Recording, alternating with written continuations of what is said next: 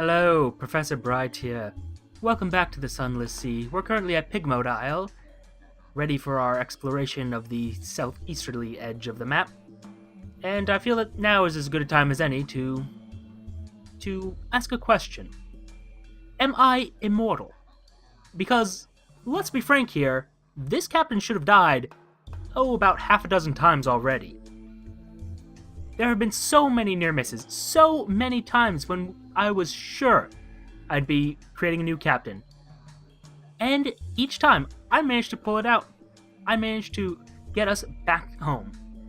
So, I've got to be wondering, this Salt's curse, not much of a problem.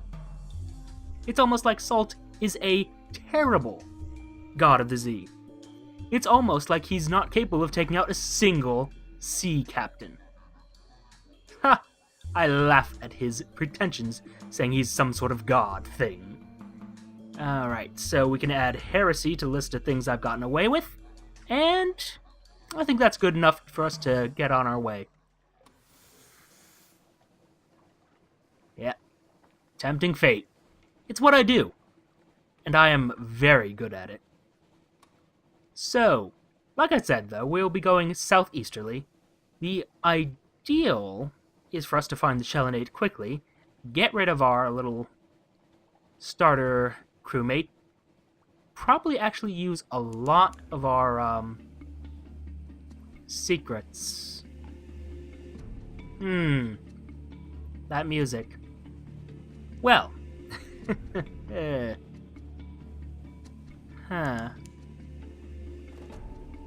What have we got? What have we got? What have we got? Nuncio to the southeast. Ah, yes. I do want to find the Shellonate, but at the same time, I do like Nuncio. I think it might be my favorite place in the Neath. Probably because, having read, which one was it? Going Postal by Terry Pratchett, I've got a soft spot for weird post offices. And hello, well, there's Nuncio. I suppose we could make the trip. If nothing else, we will get our supplies, or not supplies, our port report, and check out the place. And we might even have enough candles to see what's going on. Oh, this could be really fun. Well, let's dock first, and then we will think on what we can do. Nuncio, do not return, sender. Taciturn functionaries walk the docks in the uniforms of postmen. An enormous crowned statue casts a chilling shadow. The shadows gleam with rat's eyes. Their ceaseless chittering rolls like the tide. Well, first, we must assemble our port report. You may not be very familiar with the locals yet, but you can provide a preliminary overview. Mere surface details. There's the statue in the middle of the island, that's hard to miss. There's the way everyone wears a uniform, and the way they call each other by their ranks in the postal service. There's the way the port authorities refer to regulations. There's the jargon, the curious habit of referring to any used-up thing as cancelled, as though the whole world were made of stamps. You write about vestigial bureaucracy and about trappings of order retained far from home. Thanks, music. That's actually... I like that. Well, let's go to the Postman's Tavern. The Inky Blotter, it's called. The sign doesn't look like much. Warmer inside than it looks. Faces turn in your direction, but no one seems surprised to have a new arrival on the island. Lit by two roaring fires, one at either end of the room, the bartender is in postman's uniform. Like almost all the patrons, a noseless postal inspector called Blunt Thomas delivers the drinks, clears tables, stacks the firewood. Listen on postal tall tales. Fishermen brag about fish that got away, postmen brag about hard deliveries. Amazing what you get for a penny stamp. Delicate bottles lowered down chimneys on a rope, do not fold under any circumstance letters, curled through a narrow slot. Rattling, groaning crates brought back to the same address every day for 22 days running. The windows they pried open, the servants they bribed, the delivery surcharges they paid out of their own salaries just to get rid of one more packet. It's hard to tell which they hate more, the senders of mail or the recipients. Stands to reason, if the message was a welcome one, they'd tell the other fellow in person, reflects the hairless postwoman. But why is the local currency rats? 2 strings of rats for a pint of ale, 3 strings for wine, 5 for the tolerable brandy under the bar. Scarcity is not an issue. The hairless postwoman at the end of the bar smiles mirthlessly, or maybe it's just the lack of eyebrows that does it. Long enough carrying the things around, you get into the habit, she says. Then she tells you that if you stay out late enough, you'll see some of the postmen making a procession to the center of the island, stringing up rats around the statue like Yuletide decorations in prayer to an ancient deity of the place. From the coughing and choking elsewhere in the pub, you'd guess this is a story they often tell to newcomers.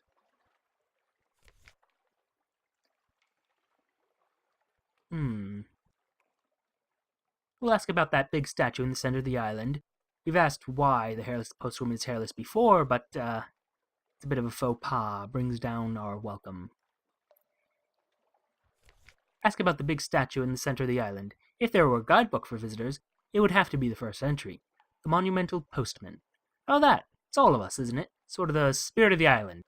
Most of them don't seem troubled for more of an explanation than that, though the hairless postwoman tells you it didn't always look like a fallen London postman at all. That he used to have a different face, and a more old-fashioned outfit. How do they occupy themselves all day? There must be more than this. Dead letter office. Big building, center of town. Hard to miss. You can work there too if you want. It's not clear whether this is a generous offer or a threat. We will ask to borrow a uniform. If we're to fit in here, we will need one. They're polite, even apologetic about your request. You're welcome here, and welcome to take shifts at the dead letter office, but you cannot wear the uniform unless you were a postal employee back in Fallen London. Regulations. Blunt Thomas lets you have a look at his uniform jacket at least. Neat stitching, gilded buttons. A thin but dignified circle of braid at the collar. Inside, a patch that goes over the heart, stitched with 6 red letters. You can't read it, but it makes your eyes itch and your scalp feel like burning. Back to the docks. We leave the warmth of the blotter for now. Let's try a shift at the dead letter office. There's a sign of a cancelled stamp over the door. An extensive tour. Blunt Thomas takes you around the office, a small collection room where those retrieving letters may state their business. A much larger set of back offices where newly arrived letters and parcels are collected and sorted. A dank, briny smell that never goes away, presumably because so many of the parcels spent time in the water before they arrived here. In the back room is a machine manned, or ratted, by a postal rat. A Rattus Faber in a pin-striped hat. It shovels sludge-damp letters into the machine's hopper, and they come out dried, cleaned, pressed, and sorted into slots by size and quality of paper. First of all, let's offer employment to the postal rat's niece. He asks it as a favor, and she sounds well-trained and eager. The strongest possible recommendation. The postal rat is grateful, and says so at length and in a variety of ways. Only so much work to go around on, Nuncio. She keeps asking to assist me here, but as you can see, a gesture at heaps of loose gears and unhooked chains, I hardly require any assistance, and my research is at so delicate a stage, but she's an excellent worker, very bright, like her mother. Very good. Some more work, though. May I have a key? There are doors in the dead letter office they've never seen opened. Surely you can be trusted. No trouble at all. He's surprised by the request. Most postmen don't like it down there. No one ever asks for a key, but he'll cut you a new one. Just be careful in there, and come out if you start to feel wrong. Oh, we must. The key is warm in your pocket. You had expected a few shelves of supplies, more files of letters a few years older. No, it is a pit, so deep that lantern light does not show the bottom. A spiral walkway descends along its wall, and that spiral opens wider as it goes, as if you were looking through the narrow end of a very large shell. Lining this wall are shelves and nooks unevenly sized. Some are a few inches square and contain single scrolls of papyrus. Others support crates bigger than coffins. They're made of a woody fungus grown to meet requirements. There are no marks of carpentry or any of the postal rat's handiwork. 3 turns down the spiral and you feel you can't breathe. Time to leave. You can come back later. Maybe. Let's chat, friend. He's troubled, but not surprised. They say that's been there since before we came, before there were Londoners underneath, before there was a dead letter office, there was someone else. And they built the last layer on top of what was there before, and so on. When you press him a little further, he says, I've been down there, didn't like it much, but I wanted to test my machine, thought if I could handle some of the very old dead letters, that would be a good sign, evidence the machine was in working order, good, strong, sorting categories and so forth. He pauses. There's letters down there that set your hair on fire if you so much as look at them. See the bald patch on my left leg? Was a machine accident. Oh no. That singed right off as soon as I put my nose into one of them letters.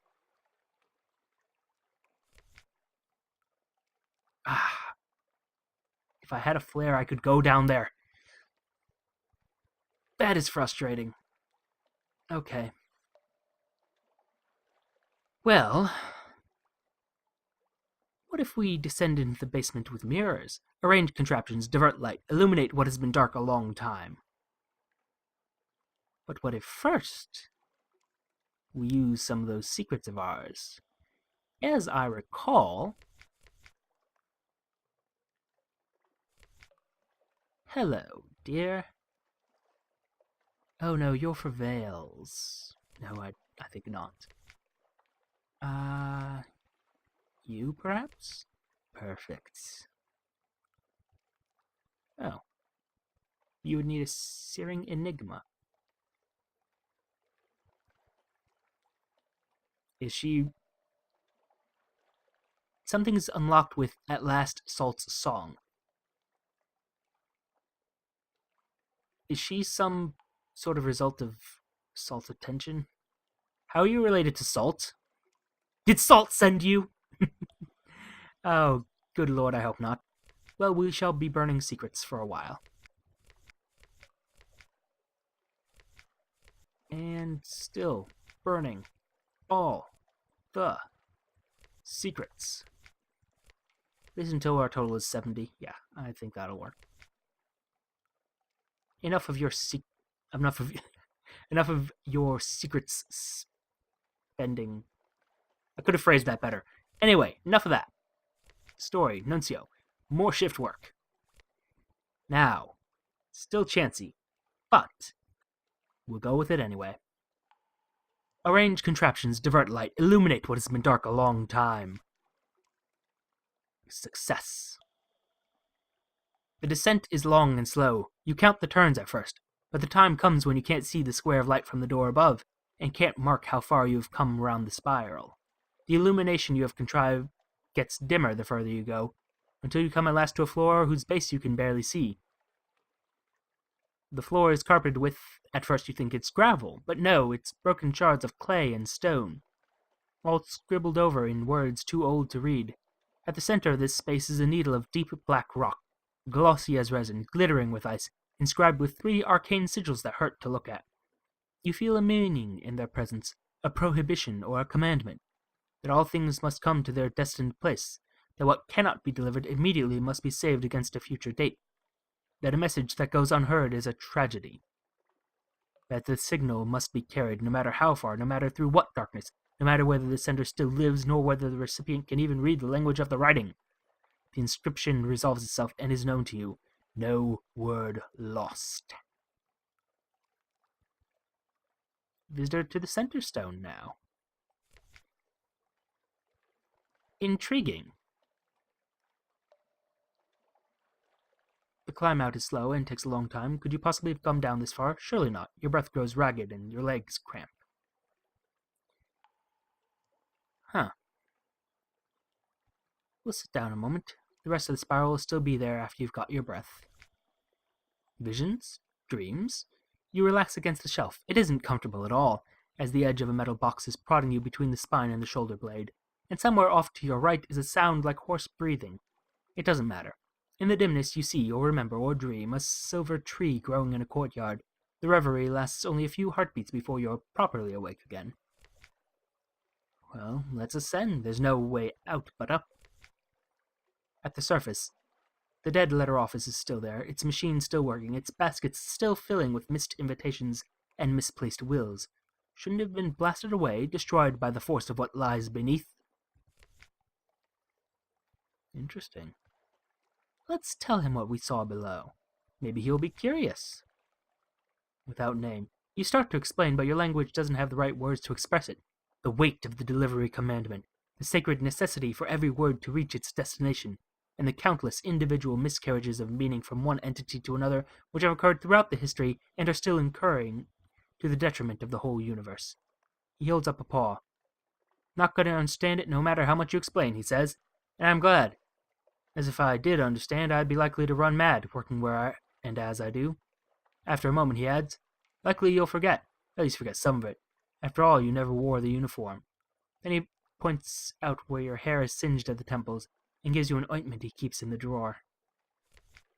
Oh, interesting.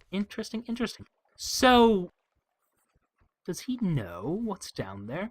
And it said it was like a black, resiny looking material, something similar to the bazaar, perhaps.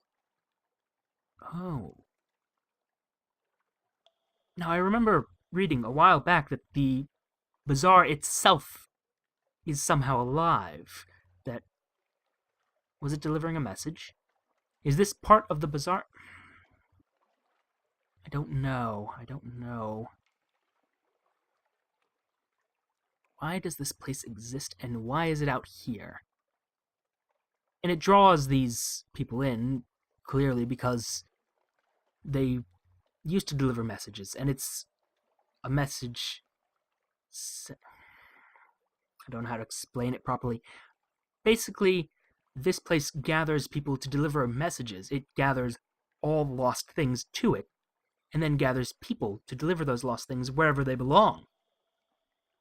It's interesting. But why build it? And this sacred drive to deliver things, why? Is it actually related to the bazaar? It might not be.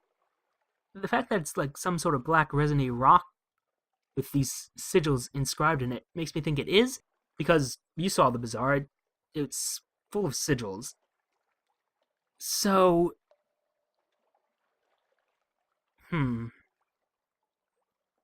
I do not know. Let's go into the tavern real quick. Oh. That's interesting. I can judge them. Well, first, trade war stories about your shift work. You know how to fit in. Common ground, the parcels you've weighed and entered in logbooks, the things that oozed out of them. The postmen are delighted by your incredulity and shock. A civilian finally understanding the full horror of the post. They have stories even worse than those, let me tell you. Hang on a moment. Postmaster Scritch, we've all heard your rubbery lump story already. It's nothing to the Tomb Colony pickles. Pickled what is what I want to know. What about that Sooth and Cooper crate and how we had to scrape the bits off the masonry? Do you remember? The night runs late. Judge the postman in light of what you now know. Or honor them. I mean, all have failed? What does it mean, all have failed? I mean, their whole job is to deliver the mail from this place to somewhere else. To where it belongs, this sort of sacred calling.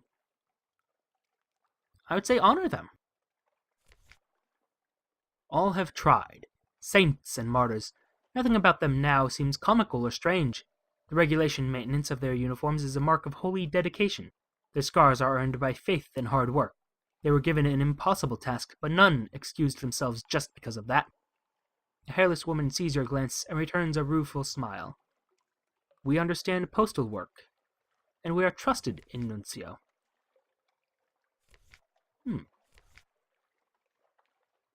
Well, let's... Is there anything new here? No. Nothing new there. So perhaps not. We'll explore along the beach. Why not? And all that's here is a chance to collect material for the dead letter office. Well, Nuncio's beach. Every lap of the wave drags up some new letter or parcel. The face of the water is dotted with them, as far as you can see in this blackness, carried by a powerful current. Collecting material. That's where all this flotsam belongs, so it can be sorted. It's got a will of its own. Drawn in by that center stone there. Interesting. You make your way along the shore with a big sack. Many of the envelopes are too damp to read, their addresses permanently lost, but a surprising number are still legible. There are also parcels. Here and there is a crate, a message in a wine bottle, a sealed cask that is bobbed out of a shipwreck. Your sack ought to get heavy with all these contents, but it pulls upward and away, straining inland toward the dead letter office like an unmanageable dog. We can do it multiple times. Don't remember that. Does it get us some money? Trading this in? Nope. Not really, no. Well, the gleaming hopper awaits. 52 categories. After prolonged whirring, the machine begins to distribute 7 invitations edged in gilt into the correspondence of the aristocracy slot. 2 oversized parcels, probably containing books, into the books tray. 1 stamped bronze tablet that drops with a clang into a bin marked First City. The postal rat watches all this with an air of satisfaction. Okay. That was quite a trip. We even gained a searing enigma. Thank you all for your time, and I shall see you soon.